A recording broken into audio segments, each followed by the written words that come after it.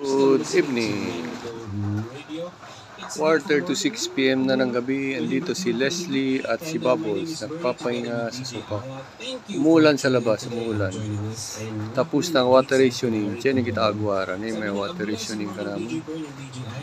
Era kabel water rationing, pero un semana mas, o 2 semana siya ka na water rationing. Praise the Lord, pin mi atakay ulan na monte pati na pueblo. Amen, praise the Lord, hallelujah. Cats and kitten, the cats and the kitten is sleeping, relaxing. Bubbles and Leslie, mother and daughter. Papahinga si Bubbles at si Leslie, Bubbles at si Leslie. Mag-ina. Umulan sa labas, quarter to 6 p.m. na, June 10 tayo ngayon, Tuesday ng gabi. Okay, praise the Lord, hallelujah. We are alive and kicking. We woke up today early in the morning. Praise the Lord for giving us the breath of life. Amen. The Lord woke us up this morning.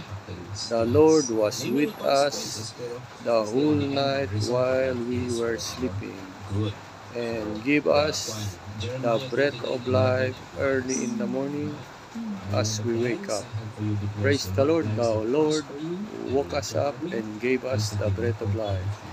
Amen. We have to thank you for the Lord for the blessings every day. We are alive and kicking and in good hands and are very healthy. Praise the Lord for the supplements that the Lord are giving us to be healthy in our body. Praise the Lord. Thank you very much for what God bless us. This is Bubbles and Leslie, relaxing on the couch while the rain is still falling. Amen, praise the Lord. It is already quarter to 6 p.m. in the evening and it is June 10 today.